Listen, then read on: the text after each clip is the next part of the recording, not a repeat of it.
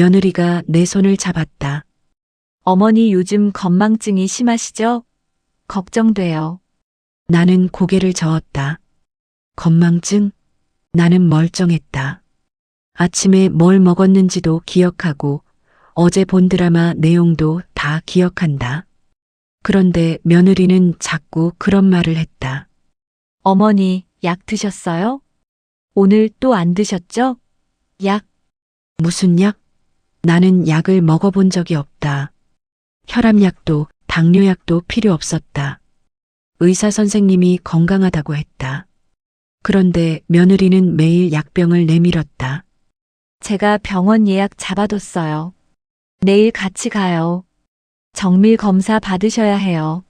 정밀 검사. 어디가 아픈 것도 아닌데. 나는 불안해지기 시작했다. 며느리의 눈빛이 달라 보였다. 걱정이 아니라 뭔가 다른 것. 며느리가 전화를 걸었다. 누군가와 속삭이듯 이야기했다. 내일 모시고 갈게요. 동의서는 제가 써도 되죠? 네, 알겠습니다. 동의서, 무슨 동의서? 나는 아무것도 동의한 적이 없는데. 그날 밤 며느리 방에서 들려오는 목소리를 들었다. 입원시키면 집은 우리 거예요. 재산 정리는 제가 할게요. 심장이 멎는 것 같았다. 입원? 재산? 내 귀를 의심했다. 며느리가 날 걱정한다고 했던 그 모든 말들이 거짓이었단 말인가.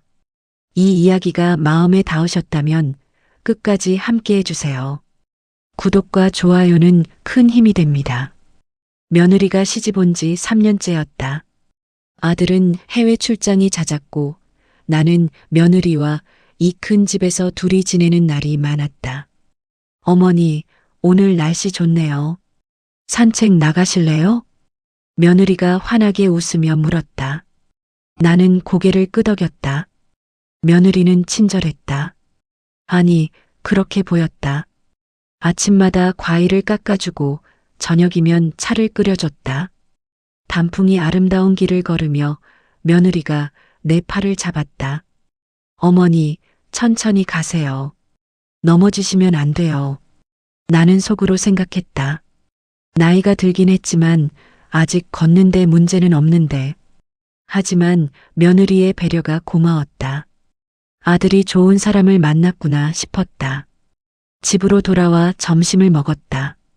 된장찌개와 생선구이. 며느리가 만든 음식은 맛있었다. 우리 며느리 요리 솜씨가 좋네. 아들 복 많이 타고났어. 며느리가 수줍게 웃었다. 그런데 뭔가 말하려다 멈칫했다. 입술을 달싹이더니 고개를 저었다. 왜 그래? 무슨 말 하려고? 아니에요. 별거 아니에요. 며느리는 그렇게 말하고 식탁을 치웠다. 나는 거실에 앉아 TV를 켰다. 드라마가 재미있었다. 주인공이 오해를 풀어가는 장면. 나는 집중해서 봤다. 며느리가 국화차를 내왔다. 어머니, 이거 몸에 좋대요. 고마워. 한 모금 마셨다. 향이 좋았다. 며느리는 내 옆에 앉더니 조심스럽게 물었다. 어머니, 요즘 잠은 잘 주무세요? 응, 잘 자지. 꿈은 안 꾸세요? 밤에 깨시거나 그러시진 않고요? 이상한 질문이었다. 나는 며느리를 바라봤다. 왜 그런 걸 물어? 며느리가 손을 만지작거렸다. 뭔가 고민하는 표정이었다. 그냥, 어머니, 혹시 요즘 깜빡깜빡 하시는 거 없으세요? 깜빡? 무슨 소리야? 그러니까 어제 뭐 하셨는지 기억 안 나시거나 사람 이름이 생각 안 나시거나. 나는 고개를 저었다. 아니야. 나 멀쩡해. 어제도 친구 만나서 수다 떨었고 그저께는 경로당에서 윷놀이했어. 다 기억해. 며느리가 미소를 지었다. 하지만 그 미소가 이상했다. 안심한 게 아니라 뭔가 아쉬운 듯한 느낌. 나는 그 느낌을 떨쳐버렸다. 과민한 건가 싶었다. 그래요. 건강하시니 다행이네요. 며느리는 자기 방으로 들어갔다. 나는 계속 드라마를 봤다. 저녁이 됐다. 밥과 반찬이 정갈하게 차려졌다. 식사를 하는데 며느리가 작은 약병을 꺼내놨다. 어머니, 이거 드세요. 이게 뭔데? 비타민이에요. 요즘 환절기라 감기 조심하셔야 해요. 약병을 받아들었다. 하얀 알약이 서너 개 들어 있었다. 비타민치곤 크기가 컸다. 이거 비타민 맞아? 크기가 좀 큰데. 네, 종합 비타민이에요. 약국에서 샀어요. 드시면 좋아요. 나는 알약 하나를 입에 넣고 물로 삼켰다. 쓴맛이 약간 났다. 비타민치고는 이상했다. 하지만 며느리가 챙겨준다는데 의심할 이유는 없었다. 며칠이 지났다. 매일 며느리는 그 약을 줬다. 비타민이라고 했다. 나는 먹었다. 며느리가 걱정해서 챙겨주는 건데 안 먹을 수가 없었다. 그런데 이상한 일이 생기기 시작했다. 머리가 멍했다. 아침에 일어나도 개운하지 않고 낮에 졸음이 쏟아졌다. TV를 보다가 깜빡 졸았다. 1시간, 2시간씩 며느리가 물었다. 어머니, 요즘 많이 피곤하세요? 응, 좀 그래. 많이 주무세요. 나이 드시면 휴식이 중요해요. 며느리의 목소리는 부드러웠다. 나는 낮잠을 잤다. 자고 일어나면 시간이 훌쩍 지나 있었다. 오후 2시에 잔다 싶었는데 눈을 뜨면 5시였다. 아들이 출장에서 돌아왔다. 며느리와 아들이 거실에서 이야기했다. 나는 방에 누워 있었지만 목소리가 들렸다. 며느리가 한숨을 쉬었다. 깊은 한숨이었다. 오빠, 사실은 어머니가 요즘 좀 이상하세요. 이상해? 어떻게? 깜빡깜빡 하시는 것 같아요. 어제 드신 음식도 기억 못 하시고 제 이름도 헷갈리시고. 나는 벌떡 일어나 거실로 나갔다. 뭐? 내가 언제 내 이름 헷갈렸어? 며느리가 눈을 크게 떴다. 어머니, 주무시는 줄 알았어요. 나 멀쩡해. 너 이름 민지잖아. 내가 왜 헷갈려? 아들이 나를 진정시키려 했다. 엄마, 괜찮아요. 며느리가 걱정돼서 그러는 거예요. 걱정? 난 아무렇지도 않은데 무슨 걱정? 며느리가 조심스럽게 말했다. 어머니, 혹시 병원 한번 가보시는 게 어때요? 검사만 받아보세요. 아무것도 아니면 다행이고 혹시 모르니까. 병원은 왜 가? 난 안 아파. 아들이 끼어들었다. 엄마, 그냥 검진 받아보세요. 나이 드시면 정기검진 필요하잖아요. 화가 났다. 멀쩡한 사람을 병원에 보내려고 하다니. 하지만 아들과 며느리가 계속 권하니 거절하기 어려웠다. 알았어. 갈게. 근데 난 아무것도 안 나올 거야. 며느리가 환하게 웃었다. 네, 어머니. 내일 제가 모시고 갈게요. 그날 밤 잠이 오지 않았다. 뭔가 찝찝했다. 며느리의 표정이 자꾸 떠올랐다. 내가 병원 가겠다고 했을 때 보였던 그 미소. 안도한 게 아니라 뭔가 계획대로 된 것 같은 표정. 밤 11시쯤 됐을까? 화장실에 가려고 일어났다. 복도를 지나는데 며느리 방에서 불빛이 새어나왔다. 문틈으로 목소리가 들렸다. 며느리가 전화 통화를 하고 있었다. 네, 내일 모시고 갈게요. 증상은 제가 잘 설명할게요. 건망증 심하고 판단력 떨어지고 밤낮 바뀌고. 나는 멈칫했다. 판단력이 떨어진다고? 나를 두고 하는 말인가? 며느리가 계속 말했다. 동의서요? 네, 제가 대신 써도 되죠? 어머니가 판단력이 없으시니까 보호자가 서명해야 하잖아요. 심장이 쿵 내려앉았다. 동의서? 무슨 동의서? 나는 아무것도 동의한 적이 없는데. 며느리의 목소리가 낮아졌다. 입원 기간은 얼마나 되나요? 아, 최소 한 달이요? 그 정도면 충분해요. 그동안 집 정리는 제가 할 수 있죠? 네, 어머니 명의로 된 통장이 3개 있는데 입원하시면 제가 대리인으로 관리할 수 있다고 들었어요. 숨이 막혔다. 입원? 통장? 집 정리? 며느리가 웃으며 말했다. 감사합니다, 원장님. 내일 뵐게요. 네, 진단서 꼭 부탁드려요. 전화가 끊어졌다. 나는 내 방으로 돌아와 문을 닫았다. 손이 떨렸다. 며느리가 날 정신병원에 보내려고 한다. 그리고 내 재산을 가져가려고 한다. 비타민이라던 그 약. 혹시 그게 나를 멍하게 만드는 약이었던 건 아닐까? 책상 서랍을 열었다. 며느리가 준 약병이 들어 있었다. 약병을 들고 스탠드 불빛에 비춰봤다. 라벨에는 종합 비타민이라고 적혀 있었다. 하지만 밑에 작은 글씨로 뭔가 더 적혀 있었다. 돋보기를 꺼내 자세히 봤다. 로라제팜 1mg, 수면 유도제, 의사 처방 필요. 내 손에서 약병이 떨어졌다. 며느리가 나를 속였다. 걱정한다는 말은 거짓이었다. 처음부터 계획이었다. 나를 병들게 만들고 정신병원에 가두고 내 재산을 가져가는 것.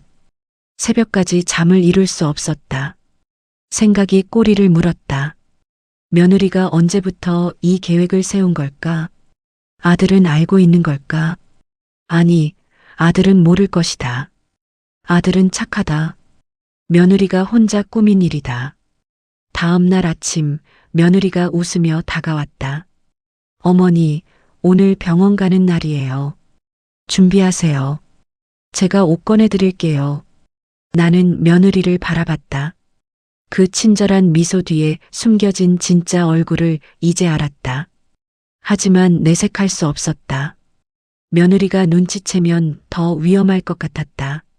알았어. 나는 순순히 따랐다. 며느리가 준비한 옷을 입었다. 현관에서 신발을 신는데 며느리가 가방을 챙겼다. 그 안에 뭐가 들었는지 보였다. 서류 봉투, 인감도장, 통장 사본. 며느리는 이미 모든 걸 준비해뒀다. 차에 탔다. 며느리가 운전을 했다. 병원으로 가는 길. 창밖 풍경이 스쳐 지나갔다. 나는 생각했다. 이대로 가면 안 된다. 뭔가 해야 한다. 하지만 뭘 할 수 있을까? 병원에 도착했다. 서울정신건강의학과의원이라는 간판이 보였다. 며느리가 내 팔을 잡았다. 어머니 가요. 나는 며느리를 따라 병원 안으로 들어갔다. 접수대에서 며느리가 말했다. 예약한 사람인데요. 김민지입니다. 간호사가 고개를 끄덕이며 차트를 꺼냈다. 네, 오셨군요. 환자분 성함은 이옥순이요. 내 이름이었다. 며느리가 환자라고 했다. 나는 환자가 아닌데. 대기실에 앉았다. 며느리가 내 손을 잡았다. 어머니, 걱정 마세요. 금방 끝날 거예요. 걱정된다는 말. 그 말이 제일 무섭다는 걸 이제 알았다. 진료실 문이 열렸다. 간호사가 나를 불렀다. 이옥순 보호자님, 들어오세요. 며느리가 내 팔을 잡고 일어섰다. 보호자? 나는 보호가 필요한 사람이 아닌데. 하지만 아무 말도 할 수 없었다. 목이 막혔다. 진료실 안으로 들어갔다. 50대쯤 돼 보이는 남자 의사가 앉아 있었다. 책상 위에는 서류가 가지런히 놓여 있었다. 앉으세요. 의사가 말했다. 나와 며느리는 의자에 앉았다. 의사가 며느리를 보며 물었다. 보호자분이시죠? 네, 며느리입니다. 환자분 상태에 대해 설명 부탁드립니다. 환자. 또 그 말이 나왔다. 나는 입을 열려고 했다. 저는 환자가 아닌데. 며느리가 재빨리 내 손을 잡았다. 어머니, 잠깐만요. 제가 설명드릴게요. 며느리가 의사에게 말했다. 어머니가 요즘 많이 이상하세요. 건망증이 심해지셨어요. 어제 먹은 음식도 기억 못 하시고 약속도 자꾸 까먹으시고요. 거짓말이었다. 나는 어제 먹은 게 된장찌개였다는 걸 또렷이 기억했다. 하지만 며느리는 계속 말했다. 그리고 밤낮이 바뀌셨어요. 낮에 자고 밤에 깨서 돌아다니세요. 며칠 전엔 새벽 3시에 밖에 나가시려고 하셔서 제가 말렸어요. 또 거짓말이었다. 나는 새벽에 밖에 나간 적이 없다. 또 뭐가 있으세요? 의사가 물었다. 며느리가 한숨을 쉬었다. 연기하듯. 감정 기복도 심하세요. 갑자기 화를 내시거나 저한테 의심하는 눈빛으로 쳐다보세요. 어제는 제가 드린 약을 의심하셔서 나는 참을 수 없었다. 그 약이 수면제잖아. 비타민이라고 거짓말하고. 며느리가 슬픈 표정을 지었다. 어머니, 그게 비타민이에요. 제가 약국에서 샀다니까요. 아니야. 라벨에 로라제팜이라고 적혀 있었어. 의사가 나를 바라봤다. 그 눈빛이 이상했다. 동정 같은 것. 나는 깨달았다. 의사는 이미 며느리 편이었다. 환자분, 진정하세요. 저는 환자가 아니에요. 알겠습니다. 일단 진정하시고 제 질문에 답해 주세요. 의사가 차트를 펼쳤다. 오늘이 며칠인지 아세요? 10월 15일이요. 요일은요? 수요일. 대통령이 누군지 아세요? 황당한 질문이었다. 하지만 나는 대답했다. 당연히 알죠. 의사가 고개를 끄덕이며 뭔가 적었다. 숫자를 거꾸로 말해볼 수 있으세요? 100에서 7씩 빼면서요. 100, 93, 86, 79. 좋습니다. 의사가 며느리를 봤다. 기본 인지 기능은 괜찮아 보이는데요. 며느리가 급하게 말했다. 하지만 집에서는 정말 이상하세요. 특히 밤에요. 혼잣말도 하시고 누가 자기를 해치려 한다고 하시고. 그건 당신이 날 해치려고 하니까 그런 거잖아. 나는 소리쳤다. 의사가 손을 들어 말렸다. 환자분, 목소리 낮추세요. 저는 환자가 아니라니까요. 며느리가 눈물을 글썽이며 말했다. 선생님 보세요. 이렇게 공격적이세요. 집에서도 저한테 소리 지르시고 물건도 던지시고. 거짓말. 전부 거짓말이었다. 나는 물건을 던진 적이 없다. 하지만 의사는 며느리의 말을 믿는 듯했다. 보호자분, 혹시 준비해 오신 자료가 있으세요? 며느리가 가방에서 서류를 꺼냈다. 네, 여기 어머니가 드신 약 목록이요. 그리고 최근 3개월간 수면 패턴 기록이요. 의사가 서류를 받아봤다. 나는 그 서류를 본 적이 없었다. 며느리가 언제 만든 걸까? 여기 보니까 수면제를 복용하셨네요. 의사가 말했다. 며느리가 고개를 끄덕였다. 네, 잠을 못 주무셔서 제가 약국에서 사드렸어요. 처방전 없이요? 네, 일반 의약품이라고 해서요. 의사가 눈살을 찌푸렸다. 수면제는 함부로 드시면 안 되는데요. 며느리가 고개를 숙였다. 죄송해요. 제가 몰라서. 의사가 나를 봤다. 환자분, 수면제 얼마나 드셨어요? 저는 비타민인 줄 알고 먹었어요. 며느리가 속인 거예요. 며느리가 슬픈 표정을 지었다. 어머니, 제가 비타민이라고 했잖아요. 어머니가 약 드시는 걸 싫어하셔서 그렇게 말씀드린 거예요. 나는 할 말을 잃었다. 며느리는 모든 걸 뒤집고 있었다. 거짓말을 진실처럼, 진실을 거짓말처럼 만들고 있었다. 의사가 며느리에게 물었다. 다른 증상은 없으세요? 있어요. 망상이요. 망상이요? 네, 저한테 자꾸 의심을 하세요. 제가 어머니 재산을 노린다고, 어머니를 병원에 가두려 한다고. 나는 벌떡 일어섰다. 그게 사실이잖아. 어젯밤 전화 통화 내가 다 들었어. 입원시키고 통장 관리하겠다고 했잖아. 며느리가 놀란 표정을 지었다. 잠깐이었다. 그리고 곧 슬픈 표정으로 바뀌었다. 어머니, 그건 오해예요. 저는 어머니 건강 때문에 병원에 상담 전화한 거예요.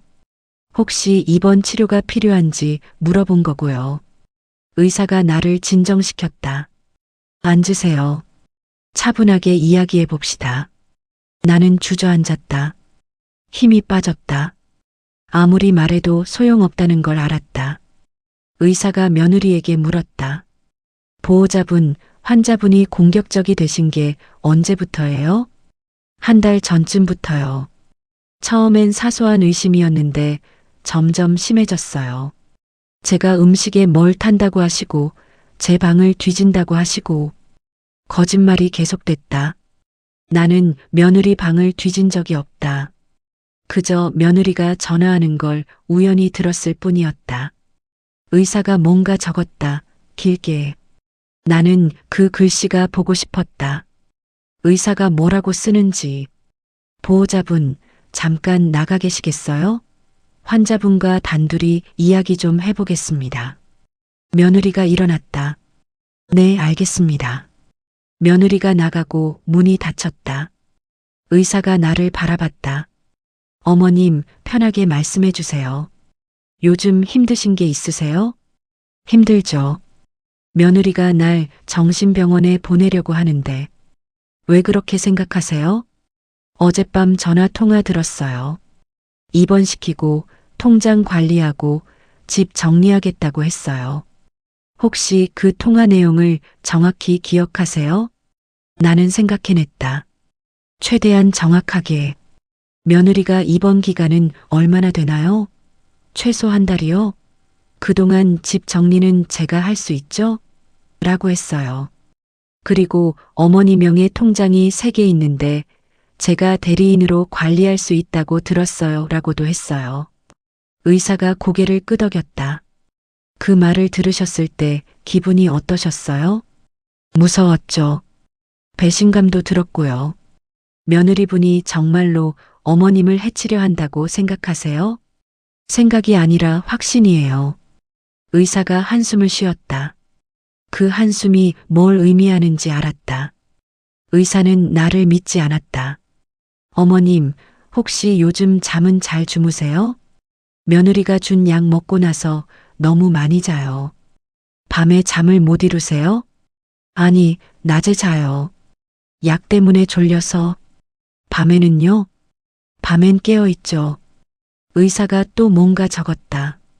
나는 불안했다. 의사가 뭐라고 쓰는지 몰랐다. 어머님, 며느리분이 준 약을 가져오셨어요? 집에 있어요. 다음에 가져와 주시겠어요? 네. 의사가 자리에서 일어났다. 일단 오늘은 여기까지 하겠습니다. 보호자분 다시 들어오시라고 할게요. 문이 열리고 며느리가 들어왔다. 의사가 며느리에게 말했다. 일단 오늘은 기초 상담을 했고요. 정밀 검사가 필요할 것 같습니다. 며느리가 고개를 끄덕였다. 어떤 검사요? 인지 기능 검사, 뇌 영상 검사, 혈액 검사 등이요. 입원해서 받으시는 게 좋겠는데. 며느리의 눈이 반짝였다. 나는 그걸 놓치지 않았다. 입원이요? 네, 이틀 정도면 검사 다 끝나요. 그럼 입원시키는 게 좋겠네요. 며느리가 너무 쉽게 대답했다. 의사가 나를 봤다. 어머님, 입원 가능하세요? 싫어요. 저는 안 아파요. 검사만 받으시면 돼요. 금방 끝나요. 집에서 못해요? 입원해서 하는 게 정확해요. 나는 고개를 저었다. 싫어요. 며느리가 의사에게 속삭이듯 말했다. 선생님, 어머니가 저렇게 거부하시는데 어떻게 해야 해요? 의사가 낮은 목소리로 대답했다. 보호자 동의로 입원 가능합니다. 환자분 판단력이 떨어진 상태면요. 나는 그 말을 들었다. 귀를 의심했다. 내 동의 없이도 입원시킬 수 있다고? 며느리가 물었다. 판단력이 떨어졌다는 건 어떻게 증명하나요? 제가 진단서를 써드리면 됩니다. 오늘 상담 내용으로 충분해요. 며느리가 미소를 지었다. 작은 미소였지만 나는 봤다. 그럼 진단서 부탁드려요. 의사가 컴퓨터를 켰다. 타자를 쳤다. 나는 그 화면이 보고 싶었다. 의사가 뭐라고 쓰는지. 하지만 볼 수 없었다. 10분쯤 지났을까? 프린터가 돌아갔다. 종이가 나왔다. 의사가 그 종이를 며느리에게 건넬 때 나는 잠깐 볼 수 있었다. 진단명 알츠하이머형 치매 의증, 망상 장애. 숨이 막혔다. 치매? 망상? 나는 치매가 아닌데. 망상도 아닌데. 이게 뭐예요? 나는 소리쳤다. 의사가 침착하게 말했다. 아직 확정 진단은 아니에요. 의증이에요. 검사를 받아봐야 정확히 알 수 있어요. 저는 치매가 아니에요. 며느리가 내 손을 잡았다. 어머니, 진정하세요. 검사만 받으면 돼요. 아니면 다행이고 맞으면 치료받으시면 되잖아요. 나는 며느리의 손을 뿌리쳤다. 당신이 날 여기 데려온 거잖아. 거짓말로 의사를 속인 거잖아. 며느리가 눈물을 흘렸다. 연기였다. 확실히 연기였다. 어머니, 왜 저한테 그러세요? 저는 어머니 걱정돼서 모시고 온 거예요. 의사가 나를 말렸다. 환자분, 진정하세요. 흥분하시면 안 돼요. 저는 환자가 아니라니까요. 의사가 간호사를 불렀다. 간호사님, 환자분 좀 진정시켜 주세요. 간호사가 들어왔다. 내 팔을 잡았다. 어머님, 밖에 나가서 물 한 잔 드시고 진정하세요. 나는 끌려 나왔다. 대기실 의자에 앉혔다. 간호사가 물을 줬다. 나는 마시지 않았다. 물도 의심스러웠다. 진료실 안에서 며느리와 의사가 이야기하는 소리가 희미하게 들렸다. 보호자분, 입원 동의서에 서명해 주세요. 네, 알겠습니다. 환자분 주민등록번호하고 보호자분 신분증 필요해요. 여기 있어요. 서류 넘기는 소리, 펜으로 쓰는 소리, 모든 게 악몽 같았다. 10분쯤 지나 며느리가 나왔다. 손에 서류 봉투를 들고 있었다. 어머니 가요. 어디? 입원실이요. 오늘부터 이틀 입원하세요. 싫어. 나 안 가. 며느리가 한숨을 쉬었다. 어머니, 제발 말씀 들으세요. 저도 힘들어요.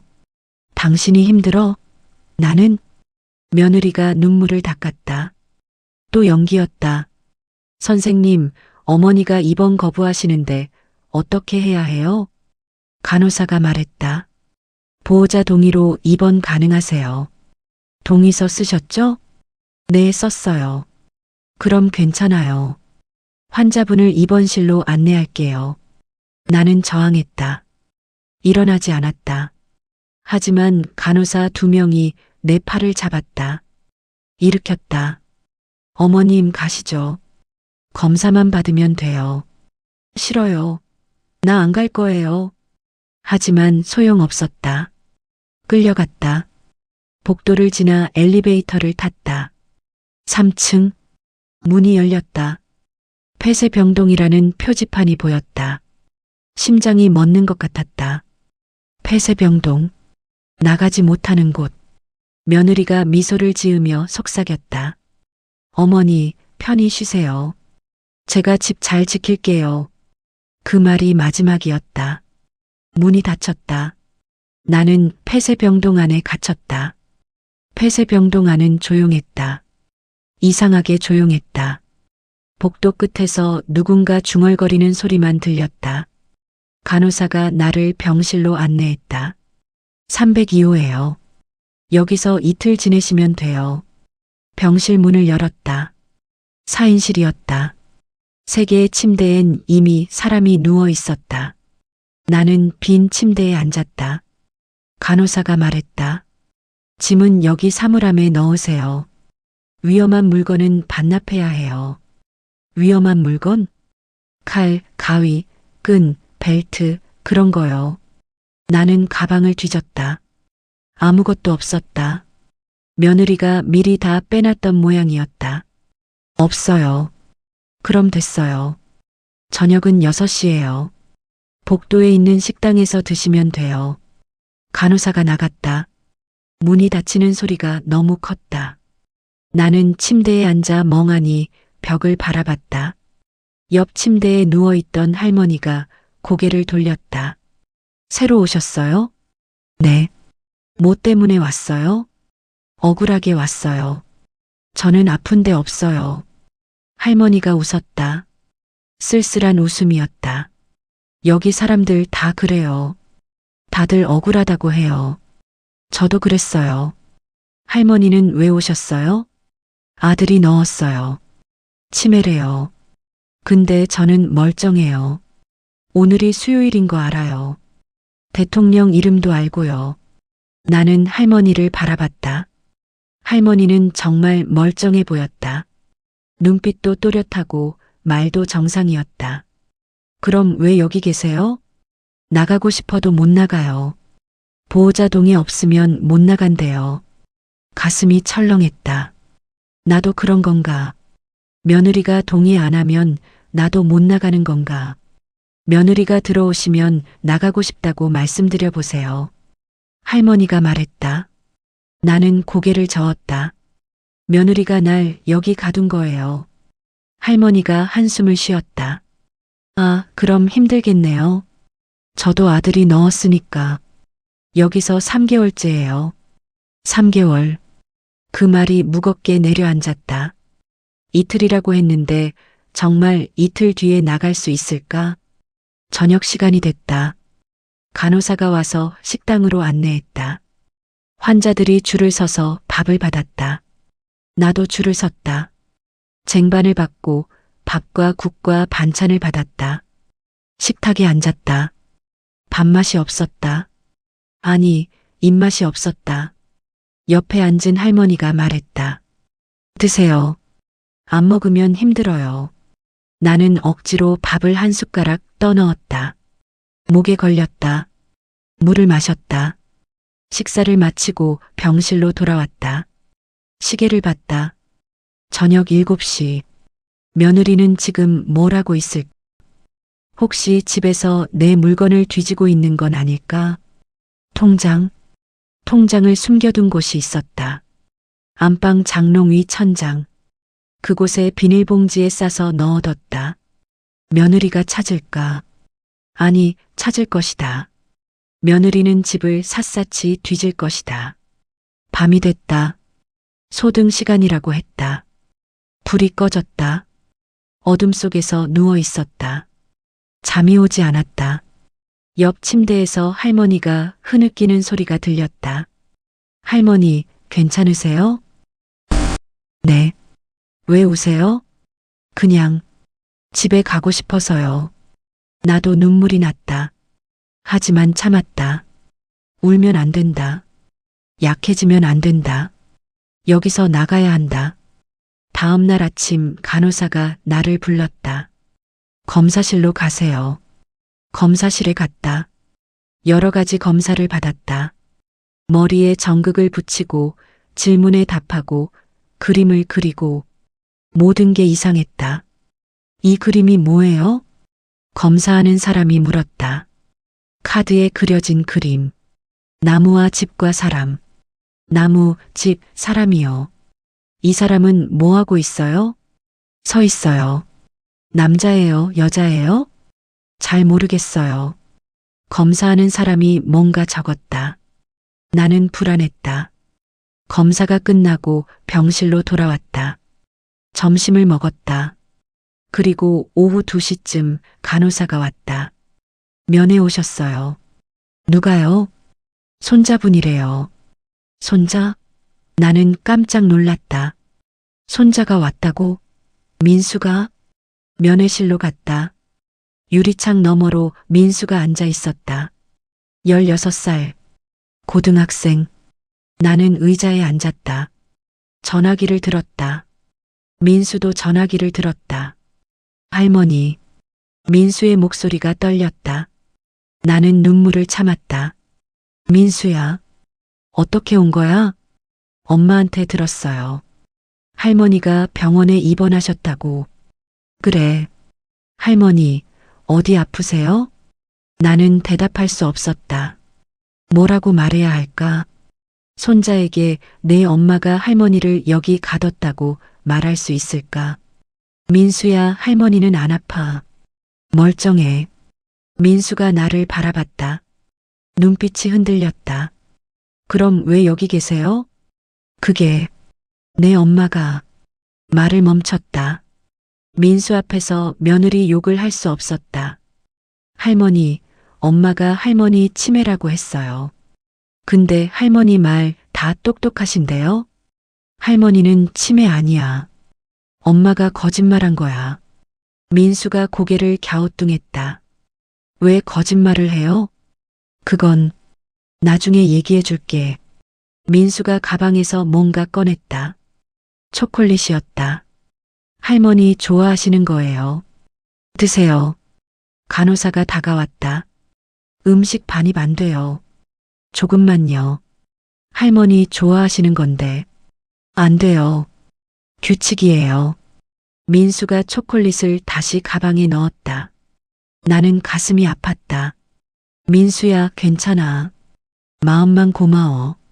민수가 뭔가 말하려다 멈췄다. 그리고 작은 목소리로 물었다. 할머니, 엄마가 이상해요. 뭐가? 요즘 집에서 계속 뭔가 찾아요. 할머니 방도 뒤지고 장롱도 열어보고 심장이 쿵 내려앉았다. 역시 며느리가 통장을 찾고 있었다. 민수야, 엄마가 뭘 찾는 것 같더니 모르겠어요. 그냥 계속 뒤지던데요.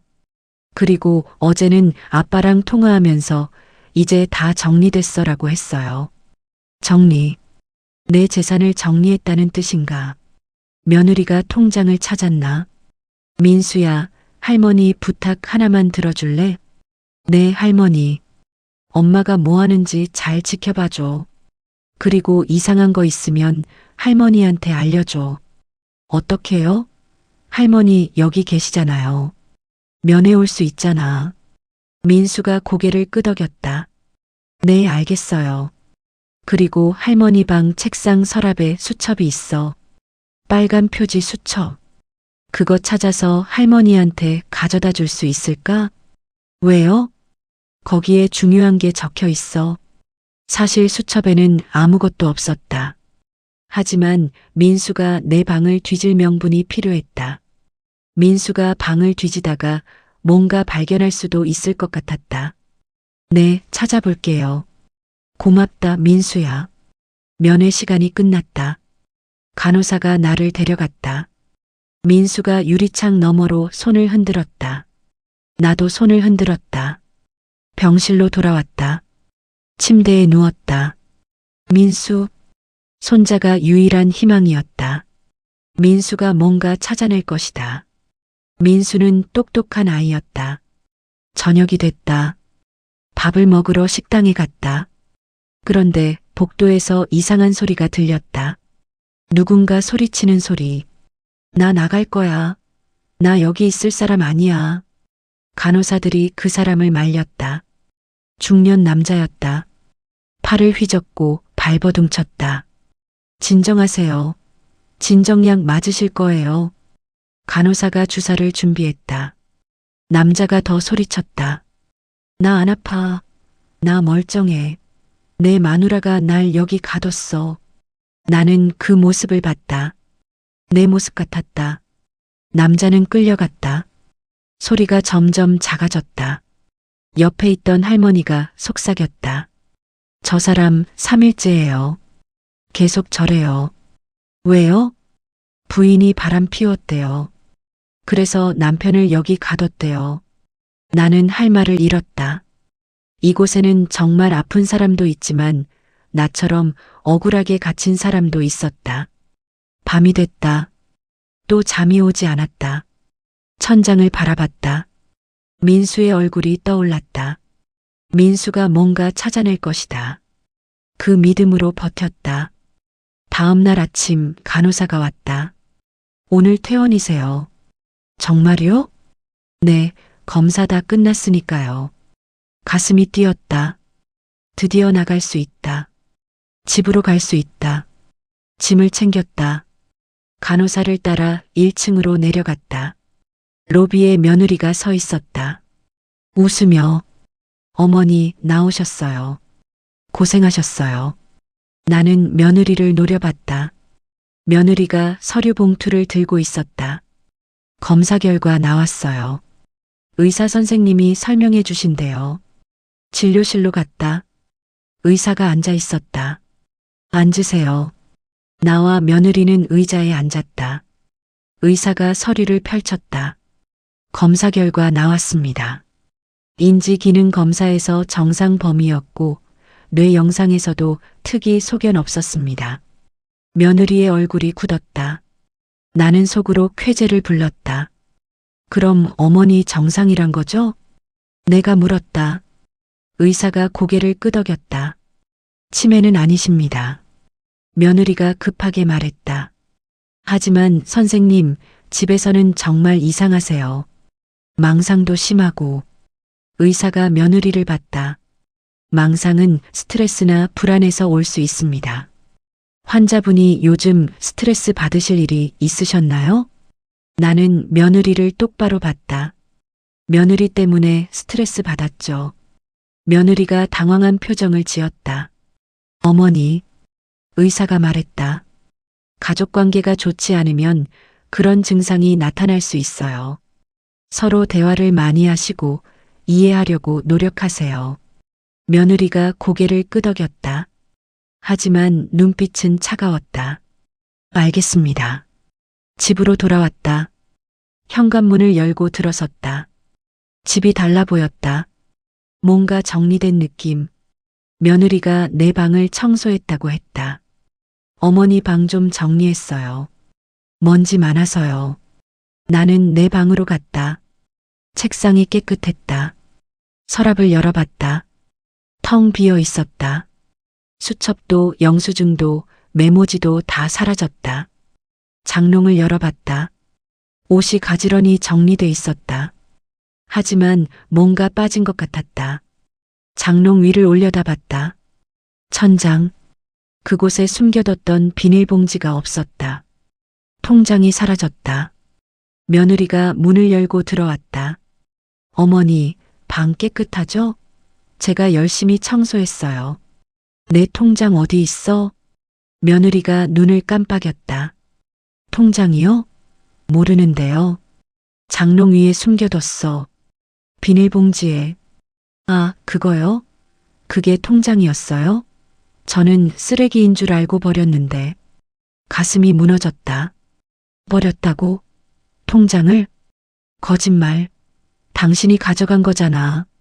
며느리가 슬픈 표정을 지었다. 어머니, 왜 또 그러세요? 의사 선생님이 스트레스 받지 말라고 하셨잖아요. 내 통장 내놔. 정말 모르겠어요. 어머니 방 청소하면서 비닐봉지 버렸는데 그 안에 중요한 게 있었나 봐요. 죄송해요. 며느리는 그렇게 말하고 나갔다. 나는 주저앉았다. 통장, 내 평생 모은 돈, 2,500만 원이 들어있던 통장, 사라졌다. 그날 밤 민수가 몰래 내 방에 왔다. 할머니, 수첩 못 찾았어요. 근데 이상한 거 발견했어요. 뭔데? 민수가 휴대전화를 꺼냈다. 엄마 서랍 뒤지다가 이거 찾았어요. 휴대전화 화면에 사진이 있었다.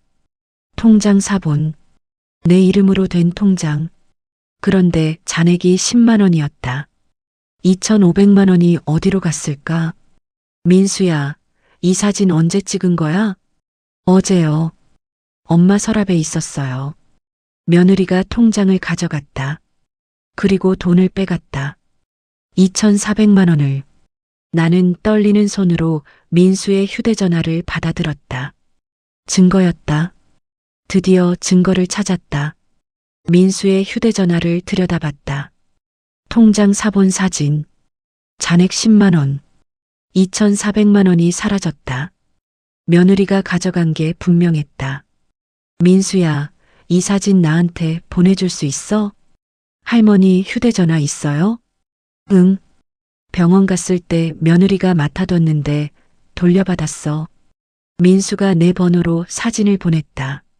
문자 알림이 왔다. 나는 사진을 저장했다. 증거였다. 민수야, 엄마가 뭐라고 하던? 통장 정리한다고 했어요. 할머니가 깜빡하실까봐 자기가 관리한대요. 그게 거짓말이야. 할머니 허락도 안 받고 돈을 빼간 거야. 민수가 고개를 숙였다. 할머니, 엄마가 왜 그러는 거예요? 나는 어떻게 설명해야 할지 몰랐다. 손자에게 내 엄마는 나쁜 사람이라고 말할 수 없었다. 민수야, 사람은 돈 앞에서 변해. 특히 큰 돈 앞에서는. 엄마가 그런 사람이 아닌데. 할머니도 그렇게 생각했어. 근데 아니더라. 민수가 뭔가 생각하는 표정을 지었다. 할머니, 며칠 전에 이상한 일 있었어요. 뭔데? 엄마가 아빠랑 통화하는데 제가 몰래 들었어요. 뭐라고 하던? 민수가 휴대전화를 꺼냈다. 녹음했어요. 녹음을? 네, 뭔가 이상해서. 민수가 재생 버튼을 눌렀다. 며느리 목소리가 들렸다. 여보, 어머니 통장 찾았어. 2,500만 원 있더라. 아들 목소리가 들렸다. 그래, 엄마가 그렇게 모아뒀어? 응. 근데 이거 우리가 관리해야 할 것 같아. 어머니 상태가 안 좋으시잖아. 상태가 안 좋아? 엄마 멀쩡하신 것 같은데. 아니야. 병원에서 검사 받았는데 의사가 치매 의심된다고 했어. 진짜? 응. 진단서도 받았어. 그러니까 우리가 어머니 재산 관리해야지. 그래도 엄마 몰래 하는 건 좀. 지금 안 하면 나중에 더 힘들어. 어머니 판단력 없으실 때 정리하는 게 나아. 침묵이 흘렀다. 그리고 아들이 한숨 쉬는 소리가 들렸다. 알았어. 당신이 알아서 해. 고마워, 여보. 이 돈으로 민수 학원비 내고 우리 빚도 갚고 그러면 돼. 근데 나중에 엄마가 알면 어떡해? 걱정 마. 어머니는 모르실 거야. 설령 아셔도 치매 진단서 있으니까 법적으로 문제 없어. 녹음이 끝났다. 나는 손이 떨렸다. 아들. 내 아들도 알고 있었다. 며느리 혼자 꾸민 게 아니었다. 아들도 공범이었다. 할머니, 괜찮으세요? 민수가 걱정스럽게 물었다. 나는 고개를 끄덕였다. 괜찮아. 하지만 괜찮지 않았다. 아들이 배신했다. 내가 30년 키운 아들이, 나를 믿고 따랐던 아들이 며느리 말에 넘어가 나를 버렸다. 민수야, 이 녹음 나한테 보내줄 수 있어? 네. 민수가 파일을 보냈다. 내 휴대전화에 녹음 파일이 저장됐다. 두 번째 증거였다. 민수야, 엄마한테 들키면 안 돼. 녹음한 거 비밀로 해야 해. 네, 알겠어요. 민수가 나갔다. 나는 침대에 앉아 휴대전화를 들여다봤다. 통장 사본 사진, 녹음 파일. 이제 뭘 해야 할까? 경찰에 신고할까? 아니, 며느리가 치매 진단서를 들이밀면 소용없을 것이다. 의사가 이미 진단서를 써줬으니까. 설령 내가 멀쩡하다고 해도 며느리는 어머니가 상태가 좋아지셨다고 둘러댈 것이다. 변호사를 찾아갈까? 하지만 돈이 없었다. 통장에서 돈을 빼려고 해도 며느리가 이미 돈을 빼간 뒤였다. 10만 원으로는 변호사 선임비도 안 될 것이다. 아들에게 전화할까? 하지만 아들은 며느리 편이었다. 녹음 파일을 들려줘도 아들은 며느리를 두둔할 것이다. 생각이 꼬리를 물었다. 잠이 오지 않았다. 새벽 3시까지 뒤척였다. 그러다 문득 생각이 났다. 친구, 내 친구 영자. 영자는 법무사 사무실에서 일했다. 은퇴했지만 법률 지식이 많았다. 영자에게 물어보면 뭔가 방법이 있을 것이다. 다음 날 아침 며느리가 아침상을 차렸다. 어머니 드세요. 고맙다. 나는 밥을 먹었다. 며느리가 물을 따라줬다. 그리고 약병을 꺼냈다. 어머니 약 드세요. 이게 뭐야? 병원에서 처방받은 거예요. 드셔야 해요. 나 약 안 먹어도 돼. 의사가 치매 아니래. 며느리가 미소를 지었다. 그래도 예방 차원에서 드시는 게 좋대요. 의사 선생님이 처방해 주셨어요. 거짓말이었다. 의사는 치매 아니라고 했다. 약을 처방한 적도 없다. 며느리가 또 수면제를 주려는 것이다. 안 먹을 거야. 어머니, 제발 말 좀 들으세요. 제가 힘들어요. 당신이 힘들어? 나는 얼마나 힘든데. 며느리가 한숨을 쉬었다. 어머니, 왜 이러세요? 제가 뭘 잘못했어요? 내 통장에서 돈 뺀 거. 며느리의 얼굴이 굳었다. 잠깐이었다. 그리고 곧 평온한 표정으로 돌아왔다. 어머니, 그거 제가 관리하는 거예요. 어머니가 깜빡하실까봐. 내 허락 받았어? 어머니, 병원에서 제가 보호자로 등록됐어요. 보호자는 환자 재산 관리할 수 있어요. 나 환자 아니야. 의사가 치매 아니래. 아직 초기니까 모르시는 거예요. 나중에 더 심해지면 어쩌려고요? 나는 더 이상 참을 수 없었다. 당신 아들한테 말할 거야. 내 돈 빼간 거. 며느리가 웃었다. 차가운 웃음이었다. 말하세요. 우리 남편도 알고 있어요. 제가 어머니 통장 관리하는 거. 심장이 철렁했다. 아들도 안다고? 녹음해서 들었지만 며느리 입으로 직접 듣는 건 달랐다. 아들이 알아? 네. 그리고 찬성했어요. 어머니 상태가 안 좋으시니까 우리가 관리하는 게 맞다고. 나는 말문이 막혔다. 아들이 찬성했다. 내 아들이. 며느리가 일어났다. 어머니, 약 안 드실 거면 됐어요. 대신 다음 주에 병원 다시 가셔야 해요. 정기 검진이래요. 안 가. 가셔야 해요. 안 가시면 제가 보호자 권한으로 모시고 갈 거예요. 며느리는 그렇게 말하고 나갔다. 나는 식탁에 앉아 멍하니 있었다. 오후에 영자에게 전화했다. 영자야, 나 옥순이야. 옥순아? 오랜만이다. 어떻게 지내? 영자야, 나 큰일 났어. 좀 만날 수 있을까? 무슨 일인데? 목소리가 안 좋네. 전화로는 말 못해. 만나서 얘기할게. 그래. 어디서 볼까? 종로 탑골공원 어때? 좋아. 내일 오후 2시에 보자. 전화를 끊었다. 내일 영자를 만나면 뭔가 방법이 있을 것이다. 저녁이 됐다. 며느리가 저녁상을 차렸다. 아들이 출장에서 돌아왔다. 식탁에 둘러앉았다. 엄마, 병원 다녀오셨다며요? 아들이 물었다. 나는 아들을 바라봤다. 내가 키운 아들. 대학 보내려고 밤늦게까지 일했던 기억이 났다. 등록금 마련하려고 은행에서 대출받았던 기억도. 응. 검사 결과 어떻게 나왔어요? 치매 아니래. 아들이 며느리를 봤다. 며느리가 고개를 저었다. 의사 선생님이 아직 초기라서 잘 모르신대요. 더 지켜봐야 한대요. 거짓말이었다. 의사는 치매 아니라고 분명히 말했다. 하지만 며느리는 아들에게 거짓말을 했다. 아들이 고개를 끄덕였다. 그래요. 엄마, 그래도 조심하세요. 요즘 깜빡깜빡 하신다며요? 아니야. 나 멀쩡해. 엄마 아프신 거 인정하셔야 치료받죠. 나는 숟가락을 내려놨다. 난 안 아프다니까.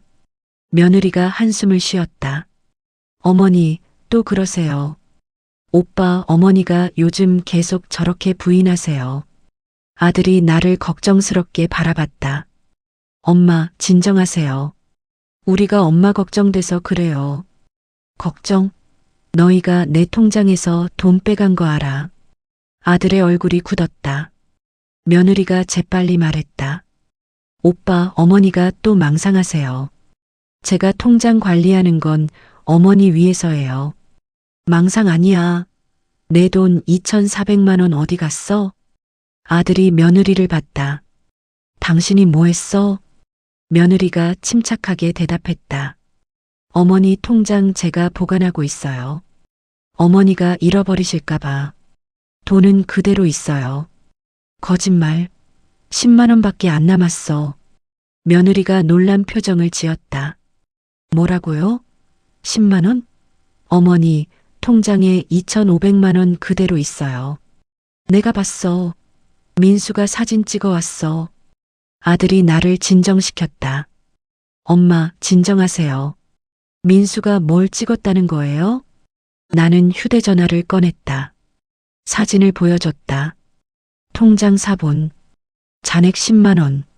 아들이 사진을 보더니 며느리를 봤다. 이게 뭐야? 며느리가 사진을 보더니 고개를 저었다. 이건 예전 통장 사본인 것 같은데요. 어머니가 옛날에 쓰시던 거. 거짓말. 이게 내 통장이야. 어머니, 착각하신 거예요. 제가 보관하고 있는 통장에는 2,500만 원 그대로 있어요. 아들이 물었다. 통장 어디 있어? 서재에 있어요. 가져올까요? 그래. 며느리가 서재로 갔다. 나는 불안했다. 며느리가 무슨 짓을 할지 몰랐다. 5분쯤 지나 며느리가 돌아왔다. 손에 통장을 들고 있었다. 아들에게 건넸다. 아들이 통장을 펼쳤다. 나도 봤다. 잔액이 2,500만 원이었다. 어떻게 된 일일까? 분명 민수가 찍은 사진에는 10만 원이었는데. 엄마, 여기 2,500만 원 그대로 있잖아요. 나는 휴대전화를 다시 봤다. 사진 속 통장과 며느리가 가져온 통장. 통장 표지는 같았다. 하지만 계좌번호가 달랐다. 이거 다른 통장이야. 계좌번호가 달라. 며느리가 한숨을 쉬었다. 어머니 통장 하나밖에 없어요. 3개 있다고 하셨잖아요. 그것도 망상이에요. 나는 할 말을 잃었다. 며느리가 통장을 바꿔치기 한 것이다. 진짜 통장은 숨기고 가짜 통장을 보여준 것이다. 아들이 나를 안쓰럽게 바라봤다. 엄마 상태가 생각보다 안 좋으신 것 같아요. 병원 다시 가봐야겠어요. 아니야. 나 멀쩡해. 며느리가 통장 바꿔치기 한 거야. 며느리가 눈물을 글썽이며 말했다. 오빠, 저 정말 힘들어요. 어머니가 계속 저를 의심하세요. 아들이 며느리 손을 잡았다. 미안해. 당신 고생이 많네. 나는 그 모습을 봤다. 아들이 며느리 편을 들었다. 나를 의심했다. 내 아들이. 그날 밤 민수가 다시 내 방에 왔다. 할머니, 엄마가 통장 바꿨어요. 민수야, 내가 찍은 통장 어디 있어? 엄마가 치웠어요. 찾을 수가 없어요. 며느리가 증거를 없앤 것이다. 이제 남은 건 녹음 파일 뿐이었다. 나는 휴대전화를 꼭 쥐었다. 이 녹음이 마지막 희망이었다.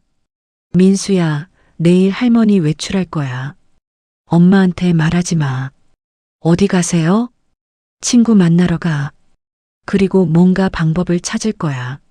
민수가 고개를 끄덕였다. 할머니, 조심하세요. 고맙다, 민수야. 민수가 나간 뒤 나는 침대에 누웠다. 내일 영자를 만나면 뭔가 해결책이 있을 것이다. 그 희망으로 잠을 청했다. 다음 날 오후 집을 나섰다. 며느리에게는 경로당 간다고 했다. 며느리는 의심스러운 눈빛으로 나를 봤지만 막지는 않았다. 버스를 타고 종로로 갔다. 탑골공원에 도착했다. 영자가 벤치에 앉아 있었다. 나를 보더니 손을 흔들었다. 옥순아, 영자야. 영자 옆에 앉았다. 영자가 나를 자세히 봤다. 얼굴이 왜 그래? 많이 상한 것 같은데. 영자야, 나 큰일 났어. 무슨 일인데? 나는 모든 걸 말했다. 며느리가 나를 정신병원에 입원시킨 것, 통장에서 돈을 빼간 것, 아들도 알고 있다는 것. 영자는 말없이 들었다. 그래서 증거를 가지고 왔어. 휴대전화를 꺼냈다. 통장 사본 사진과 녹음 파일을 보여줬다. 영자가 사진을 보더니 고개를 끄덕였다. 이건 횡령이야.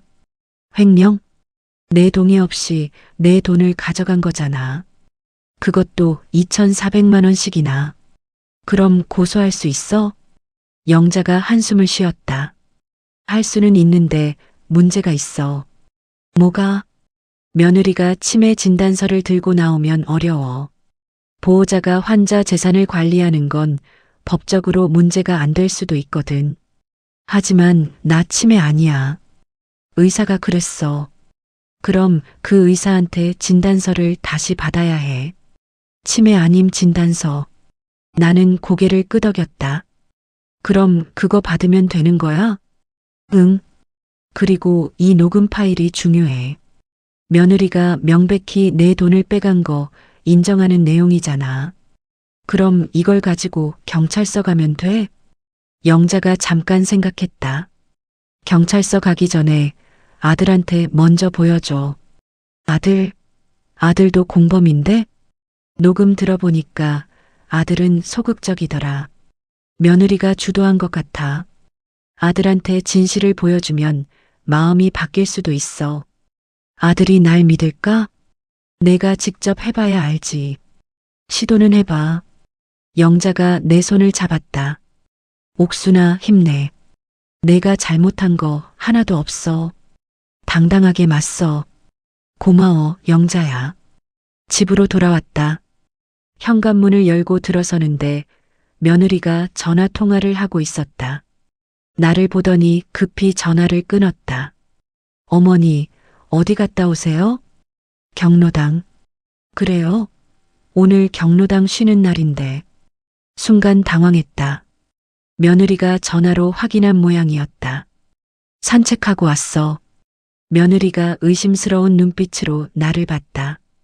혹시 어디 다른 데 가신 거 아니에요? 왜? 내가 어디 가면 안 돼? 아니에요. 그냥 궁금해서요. 며느리는 그렇게 말하고 부엌으로 갔다. 나는 내 방으로 들어갔다. 휴대전화를 확인했다. 녹음 파일이 그대로 있었다. 다행이었다. 저녁이 됐다. 아들이 퇴근했다. 식탁에 둘러앉았다. 밥을 먹는데 나는 결심했다. 오늘 아들에게 진실을 보여주기로. 아들아, 할 말이 있어. 뭔데요, 엄마? 내 며느리가 내 돈을 빼갔어. 그리고 너도 알고 있었지. 아들이 숟가락을 멈췄다. 며느리가 나를 쏘아봤다. 어머니, 또 시작이세요? 나 증거 있어. 휴대전화를 꺼냈다. 녹음 파일을 재생했다. 며느리와 아들의 대화가 흘러나왔다. 여보, 어머니 통장 찾았어. 2,500만 원 있더라. 그래, 엄마가 그렇게 모아뒀어? 응. 근데 이거 우리가 관리해야 할 것 같아. 아들의 얼굴이 창백해졌다. 며느리는 휴대전화를 뺏으려 했지만 나는 피했다. 녹음이 끝났다. 식탁에 침묵이 흘렀다. 아들이 며느리를 봤다. 이게 뭐야? 며느리가 당황한 표정을 지었다. 하지만 곧 진정했다. 오빠, 이건 오해예요. 제가 어머니 돈을 관리한다고 한 거지 빼갔다는 게 아니에요. 너희가 2,400만 원 빼간 거 알아. 나는 통장 사본 사진도 보여줬다. 잔액 10만 원. 아들이 사진을 보더니 며느리를 봤다. 설명해봐. 며느리가 눈물을 글썽이며 말했다. 오빠, 저는 어머니 위해서 한 거예요. 어머니가 치매 오시면 재산 관리 못 하시잖아요. 그래서 미리 정리한 거예요. 미리 정리? 엄마 동의 받았어? 어머니 상태가 안 좋으셔서 제대로 판단하실 수 없잖아요. 엄마 멀쩡하신 것 같은데. 며느리가 급하게 말했다. 오빠 병원에서 치매 진단서 받았잖아요. 의사가 어머니 판단력 떨어진다고 했어요. 나는 가방에서 서류를 꺼냈다. 병원에 다시 가서 받아온 것이었다. 영자가 알려준 대로. 이거 봐. 어제 다른 병원 가서 받았어. 치매 아니래. 진단서를 식탁에 놓았다. 인지 기능 정상, 치매 아님이라고 적혀 있었다. 아들이 진단서를 집어들었다. 읽었다. 그리고 며느리를 봤다. 이게 뭐야? 엄마 치매 아니시잖아. 며느리가 당황했다. 이건 다른 병원이에요. 첫 번째 병원이 맞아요. 첫 번째 병원은 내가 고른 병원이잖아. 엄마를 입원시키기 위해서. 며느리가 말문이 막혔다. 아들이 일어섰다. 당신 지금까지 거짓말한 거야? 아니에요, 오빠. 저는 엄마 돈 어디 갔어? 며느리가 입술을 깨물었다. 그리고 낮은 목소리로 말했다. 우리 빚 갚았어요. 빚? 오빠 모르는 빚이 있었어요. 제 명의로 된 카드 빚 3천만 원. 아들이 눈을 크게 떴다. 3천만 원? 그걸 왜 나한테 말 안 했어? 말하면 화내실 것 같아서요. 그래서 어머니 돈으로 갚았어요. 엄마 허락도 안 받고 어머니가 어차피 쓰실 것도 아니고 나중에 우리 거 될 건데. 아들이 손을 들어 말렸다. 그만해. 더 이상 듣고 싶지 않아. 며느리가 울기 시작했다. 오빠, 저도 어쩔 수 없었어요. 빚 독촉이 너무 심해서. 내 빚을 왜 엄마 돈으로 갚아? 미안해요. 진짜 미안해요. 아들이 나를 봤다. 엄마, 죄송해요. 제가 잘못 봤어요. 나는 아들을 바라봤다. 내 아들. 이제야 정신을 차렸다. 넌 알고 있었잖아. 녹음해서 들었어. 아들이 고개를 숙였다. 저는 아내가 관리만 한다고 생각했어요. 돈을 빼간 줄은 몰랐어요. 그럼 통장 확인은 안 해봤어? 아내를 믿었어요. 나는 한숨을 쉬었다. 내가 믿은 사람이 날 배신했어. 아들이 무릎을 꿇었다. 엄마, 용서해 주세요. 제가 잘못했어요. 며느리도 무릎을 꿇었다. 어머니, 정말 죄송해요. 제가 돈 갚을게요. 시간 좀 주세요. 나는 두 사람을 내려다봤다. 며느리의 눈물은 진짜 같았다. 하지만 믿을 수 없었다. 이미 너무 많이 속았다. 돈을 갚는다고 끝나는 게 아니야. 네.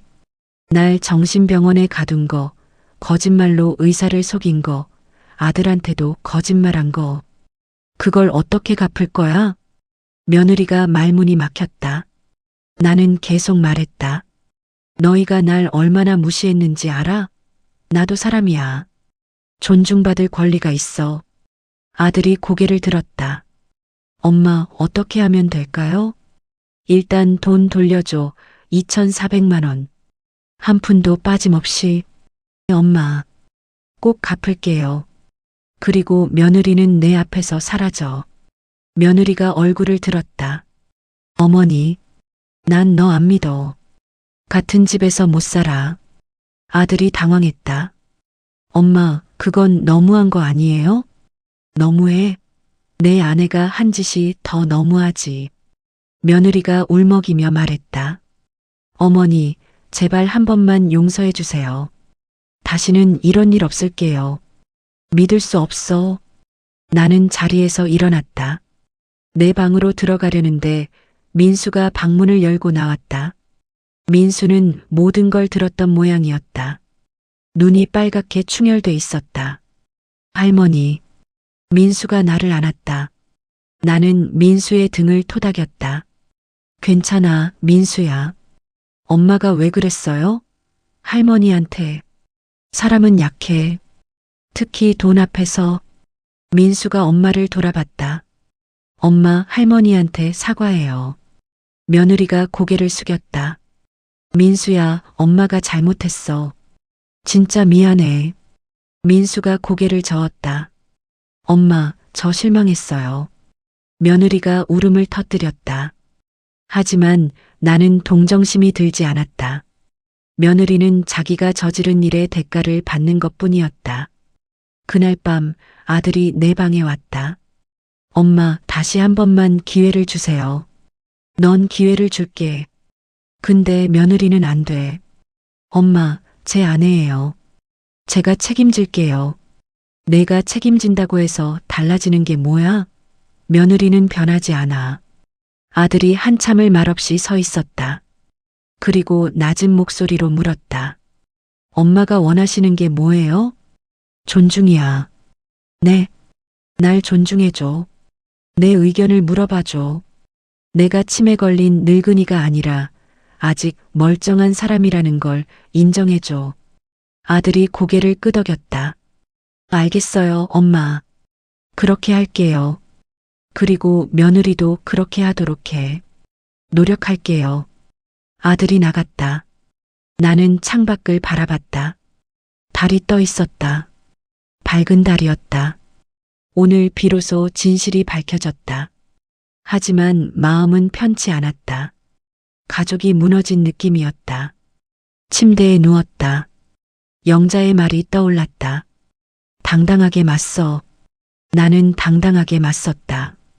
그리고 이겼다. 하지만 이것이 진짜 승리일까? 가족을 잃고 얻은 승리가 무슨 의미가 있을까? 잠이 오지 않았다. 생각이 많았다. 며느리를 용서해야 할까? 아니면 끝까지 밀어붙여야 할까? 경찰에 신고해야 할까? 아니면 그냥 돈만 받고 넘어가야 할까? 새벽까지 뒤척였다. 그러다 문득 깨달았다. 내가 원하는 건 복수가 아니었다. 인정이었다. 내가 아직 살아있는 사람이고 존중받을 가치가 있는 사람이라는 것. 그것만 인정받으면 됐다. 내일 며느리와 다시 이야기해야겠다고 생각했다.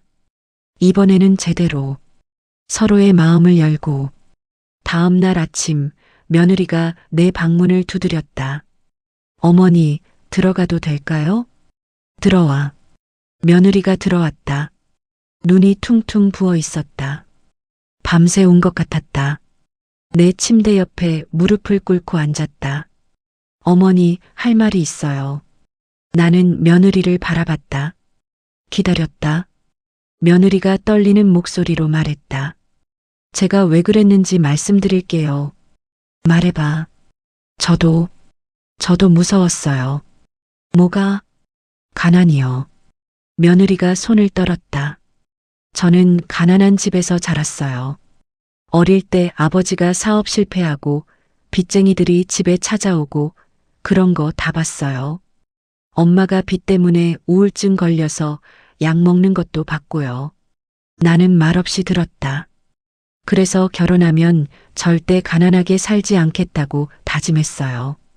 돈을 모아야 한다고 생각했어요. 그런데 오빠 월급이 생각보다 적었어요. 민수 학원비, 생활비 다 빠듯했어요. 며느리가 눈물을 닦았다. 그래서 카드를 썼어요. 조금만 쓰려고 했는데 자꾸 늘어났어요. 어느새 3천만 원이 됐어요. 독촉 전화가 하루에 10통씩 왔어요. 미칠 것 같았어요. 그래서 내 돈을 훔친 거야? 네. 죄송해요. 저는 선택지가 없다고 생각했어요. 나는 한숨을 쉬었다. 선택지는 있었어. 나한테 말하는 거. 어머니한테 어떻게 말해요? 제가 카드 빚 3천만 원 있다고? 그럼 뭐, 거짓말하고 날 정신병원에 가두는 게 나아? 며느리가 고개를 숙였다. 죄송해요. 제가 잘못 생각했어요. 침묵이 흘렀다.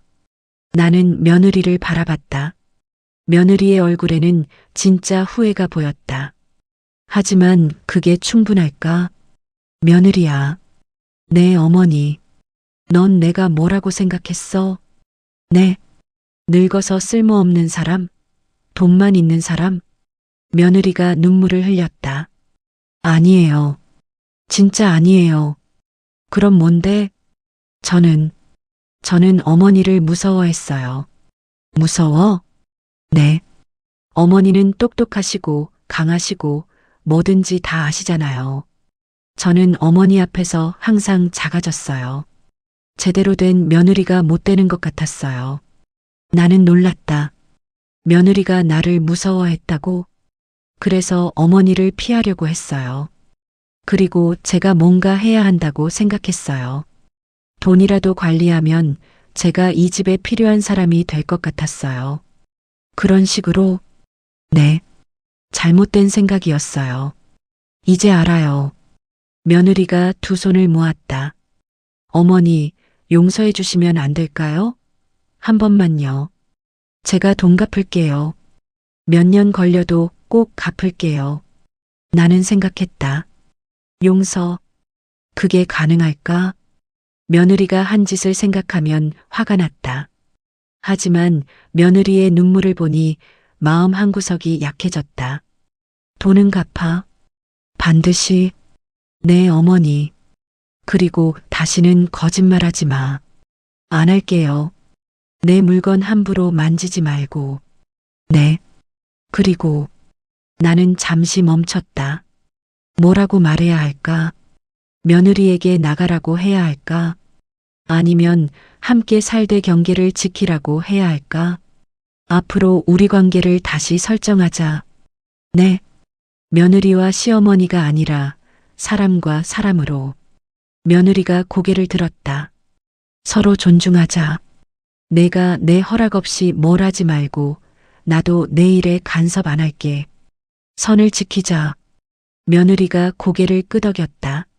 알겠어요, 어머니. 그리고 민수 앞에서는 좋은 엄마가 되죠. 민수가 어젯밤 얼마나 상처받았는지 알아? 며느리가 또 눈물을 흘렸다. 네. 민수한테 제대로 사과할게요. 며느리가 일어나려는데 나는 말했다. 잠깐. 네. 한 가지 더. 말씀하세요. 내가 무서워할 필요 없어. 나도 그냥 사람이야. 완벽하지 않아. 며느리가 나를 바라봤다. 내가 제대로 된 며느리가 아니라고 생각했다면 나도 제대로 된 시어머니가 아니었을 거야. 서로 배려가 부족했어. 며느리가 고개를 끄덕였다. 어머니, 감사합니다. 며느리가 나갔다. 나는 창밖을 바라봤다. 햇살이 밝았다. 뭔가 짐을 내려놓은 느낌이었다. 오후에 아들이 왔다. 엄마, 은행 다녀왔어요. 그래. 아내 카드 빚 정리했어요. 그리고 엄마 통장 만들었어요. 아들이 통장을 건넸다. 내 이름으로 된 통장. 잔액은 100만 원이었다. 일단 제 돈으로 100만 원 넣었어요. 나머지는 매달 200만 원씩 갚을게요. 12개월이면 다 갚아요. 내가 갚을 거야? 네. 제 책임이에요. 제가 아내를 제대로 못 봤으니까. 나는 통장을 받았다. 고맙다.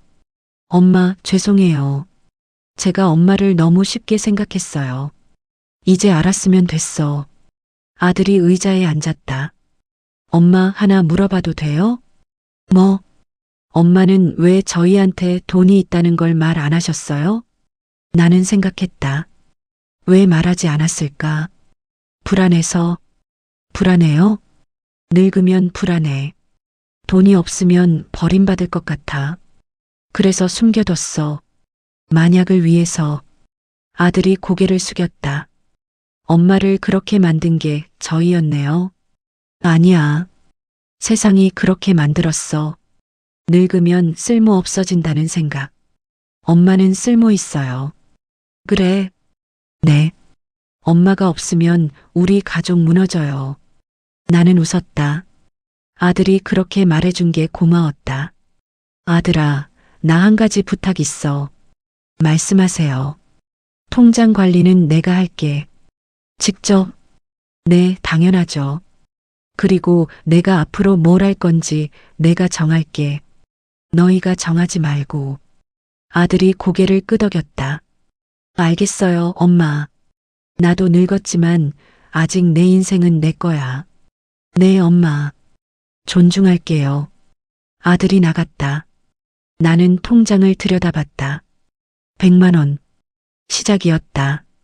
다시 돈을 모아야 했다. 천천히. 저녁이 됐다. 식탁에 둘러앉았다. 며느리가 만든 음식. 나는 한 입 먹어봤다. 맛있었다. 음식 맛있네. 며느리가 놀란 표정을 지었다. 정말요? 응. 항상 맛있었어. 내가 말을 안 했을 뿐이지. 며느리가 미소를 지었다. 조심스러운 미소였다. 민수가 물었다. 할머니, 이제 괜찮으세요? 응. 할머니 괜찮아. 엄마랑 화해했어요? 화해할 것까진 없고 선을 정했어. 선이요? 서로 넘지 말아야 할 선. 그걸 지키기로 했어. 민수가 고개를 끄덕였다. 좋아요. 그럼 우리 다시 잘 지낼 수 있는 거죠? 그렇지. 시간이 좀 걸리겠지만. 식사를 마치고 나는 거실에 앉아 TV를 봤다. 며느리가 설거지를 했다. 아들이 민수 숙제를 도와줬다. 평범한 저녁이었다. 하지만 예전과는 달랐다. 며느리가 설거지를 마치고 거실로 왔다. 어머니, 차 드릴까요? 응, 고마워. 며느리가 차를 끓였다. 국화차였다. 며느리가 차를 내밀었다. 어머니, 이제 약은 안 드려도 되죠? 당연하지. 나 약 필요 없어. 네, 알겠어요. 며느리가 옆에 앉았다. 우리는 함께 TV를 봤다. 말은 없었다. 하지만 불편하지 않았다. 서로 존재를 인정하는 것만으로 충분했다. 밤이 됐다. 잠자리에 들기 전 창밖을 바라봤다. 별이 보였다. 오랜만에 보는 별이었다. 병원에 있을 때는 별을 볼 수 없었다. 민수가 문을 두드렸다. 할머니, 들어가도 돼요? 그래, 들어와. 민수가 들어와 내 침대에 앉았다. 할머니, 저 할머니한테 선물 있어요. 선물? 민수가 작은 상자를 꺼냈다. 열어보니 목걸이였다. 작은 하트 모양 펜던트. 이게 뭐야? 할머니 생신 선물이에요. 제 용돈으로 샀어요. 민수야, 고마워. 민수가 목걸이를 내 목에 걸어줬다. 할머니, 제가 항상 할머니 편이에요. 알죠? 알아, 민수야. 할머니 힘들 때 저한테 말해요. 제가 도와줄게요. 나는 민수를 안았다. 손자. 이 집에서 유일하게 나를 진심으로 걱정해준 사람. 고맙다, 민수야. 내가 있어서 할머니가 버텼어. 민수가 나갔다. 나는 목걸이를 만지작거렸다. 작은 하트. 따뜻했다. 침대에 누웠다. 천장을 바라봤다. 이제 뭘 해야 할까? 돈을 다시 모아야 하고, 며느리와의 관계도 회복해야 하고, 아들에게도 제대로 된 어머니가 돼야 하고. 하지만 무엇보다 중요한 건 나 자신을 지키는 것이었다. 다시는 누구에게 휘둘리지 않는 것. 내 인생은 내가 사는 것. 눈을 감았다. 잠이 왔다. 오랜만에 편안한 잠이었다. 며칠이 지났다. 아들이 약속대로 200만 원을 입금했다. 통장을 확인했다. 300만 원이 됐다. 시작이었다. 영자에게 전화했다. 영자야, 나 옥순이야. 옥순아, 어떻게 됐어? 해결됐어. 며느리랑 아들이랑 다 털어놨어. 잘했다. 그래서 돈은 갚기로 했어. 매달 200만 원씩. 다행이다. 경찰 신고는 안 했어? 안 했어. 가족이잖아. 법으로 해결하면 다 끝나. 영자가 한숨을 쉬었다. 넌 착해. 나 같으면 고소했을 거야. 나도 생각했어. 근데 민수가 있잖아. 민수가 상처받을까봐. 그래, 내 선택이 맞는 것 같아. 영자야, 고마워. 내가 도와줘서 해결할 수 있었어. 별 말씀을. 친구 좋다는 게 그거지. 전화를 끊었다. 나는 가방을 챙겼다. 오늘은 경로당 가는 날이었다. 오랜만이었다. 경로당에 갔다. 친구들이 반겨줬다. 옥순아, 어디 갔었어? 한 달 넘게 안 보이더니. 좀 바빴어. 뭐가 바빴어? 이것저것. 친구들과 윷놀이를 했다. 웃었다. 수다를 떨었다. 평범한 일상이었다. 하지만 소중했다. 집으로 돌아왔다. 며느리가 저녁을 준비하고 있었다. 어머니, 경로당 다녀오셨어요? 응. 재미있으셨어요? 응, 친구들 만나니까 좋더라. 며느리가 미소를 지었다. 자주 나가세요. 집에만 계시면 답답하시잖아요. 그럴게. 저녁을 먹고 나는 내 방에서 일기를 썼다. 오랜만에 쓰는 일기였다. 오늘 경로당에 갔다. 친구들을 만났다. 윷놀이를 했다. 웃었다. 행복했다. 며느리와의 관계도 조금씩 나아지고 있다. 아직은 어색하지만 시간이 지나면 괜찮아질 것이다. 아들도 변했다. 나를 존중하려고 노력한다. 민수는 여전히 착하다. 이 집에서 내 버팀목이다. 나는 살아있다. 그리고 아직 할 일이 많다. 천천히 하나씩 해나가자. 일기를 덮었다. 창밖을 바라봤다. 달이 떠 있었다. 조금 이지러진 달이었다. 완벽하지 않았다. 하지만 아름다웠다. 우리 가족도 그런 것 같았다. 완벽하지 않았다. 상처도 많았다. 하지만 함께 있었다. 그것만으로 충분했다. 3개월이 지났다. 통장 잔액은 700만 원이 됐다. 아들이 약속을 지켰다. 매달 200만 원씩 입금했다. 며느리도 자기 월급에서 50만 원씩 보탰다. 어머니, 이번 달 입금했어요. 며느리가 통장을 건넸다. 나는 확인했다. 250만 원이 들어와 있었다. 고맙다. 아니에요. 당연한 거예요. 며느리가 예전처럼 환하게 웃지는 않았다. 조심스러웠다. 하지만 그게 더 진실해 보였다. 가식 없는 관계. 우리에게 필요한 건 그것이었다. 아침마다 산책을 나갔다. 혼자. 며느리가 따라오겠다고 했지만 거절했다. 혼자 걷고 싶어. 괜찮아. 며느리는 더 이상 고집하지 않았다. 선을 지켰다.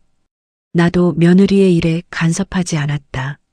며느리가 친구를 만나러 가도 쇼핑을 가도 아무 말하지 않았다.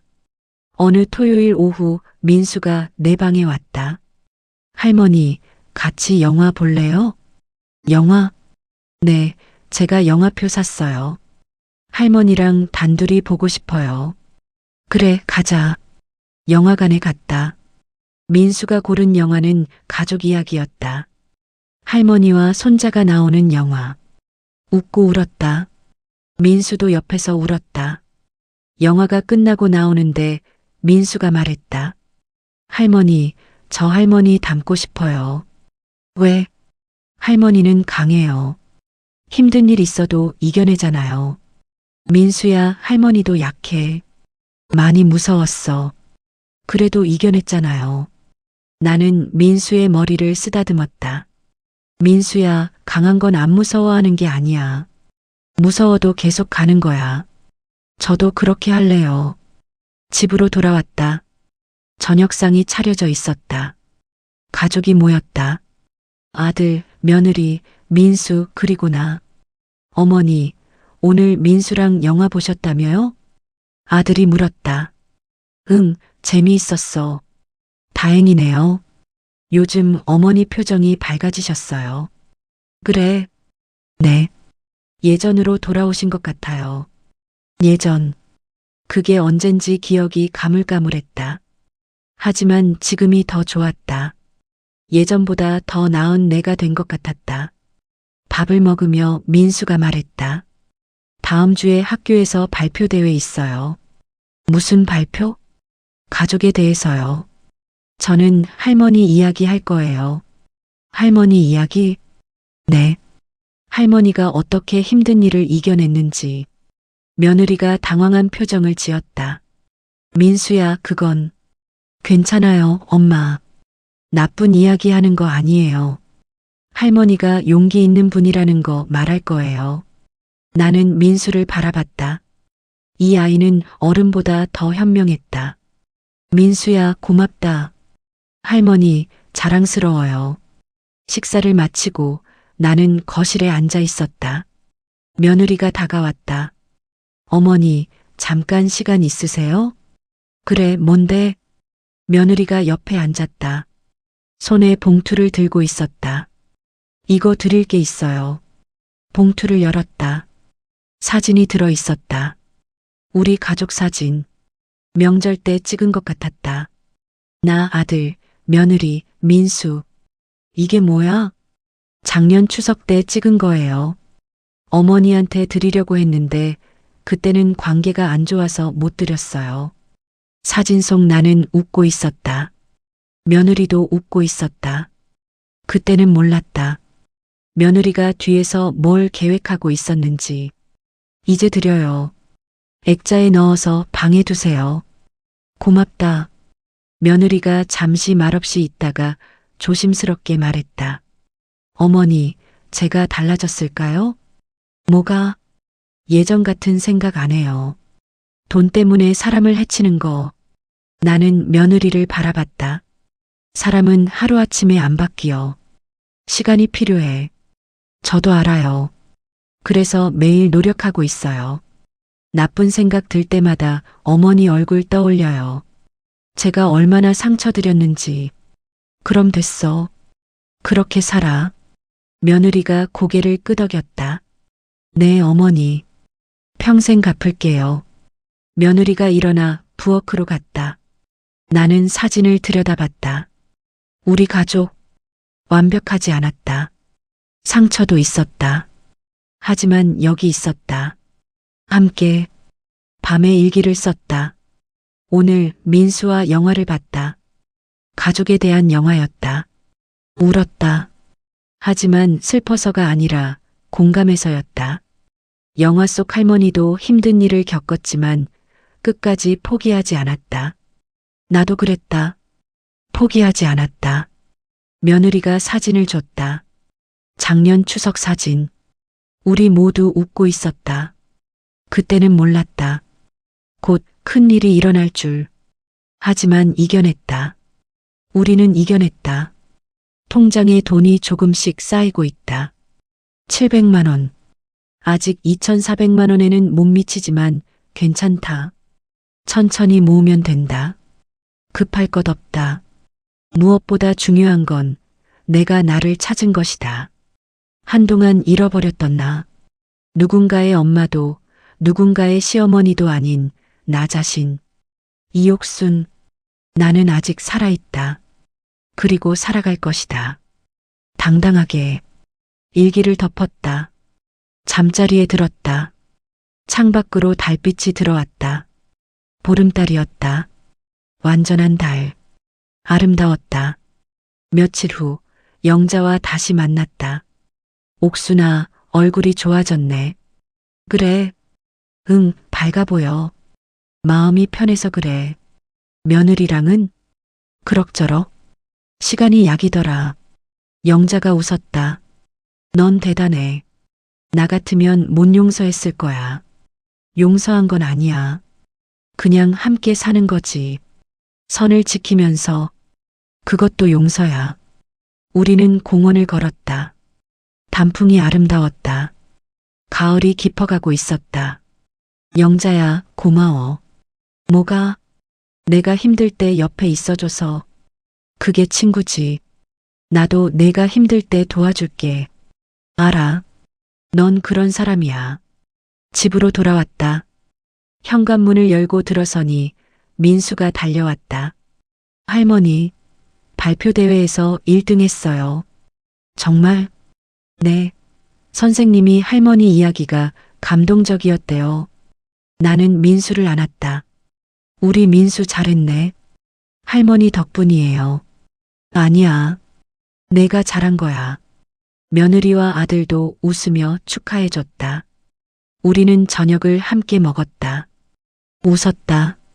이야기를 나눴다. 평범한 저녁이었다. 하지만 그 평범함이 소중했다. 밤에 혼자 앉아 있었다. 지난 3개월을 돌이켜봤다. 정신병원, 배신, 분노, 눈물. 하지만 이겨냈다. 그리고 얻었다. 존엄을, 자립을, 그리고 새로운 시작을. 앞으로도 힘든 일이 있을 것이다. 며느리와 다시 갈등이 생길 수도 있다. 하지만 괜찮다. 나는 이제 안다. 어떻게 맞서야 하는지, 어떻게 나를 지켜야 하는지. 나는 80살이다. 늙었다. 하지만 끝나지 않았다. 아직 할 일이 많다. 살아야 할 날이 많다. 그리고 사랑할 사람들이 있다. 창밖을 봤다. 별이 보였다. 많은 별. 각자 빛나고 있었다. 나도 그 중 하나였다. 작지만 빛나는 별. 이 이야기가 마음에 닿으셨다면 구독과 좋아요로 다음 이야기도 함께 해주세요. 누군가의 삶은 계속되고 그 삶 속에서 우리는 서로를 발견합니다.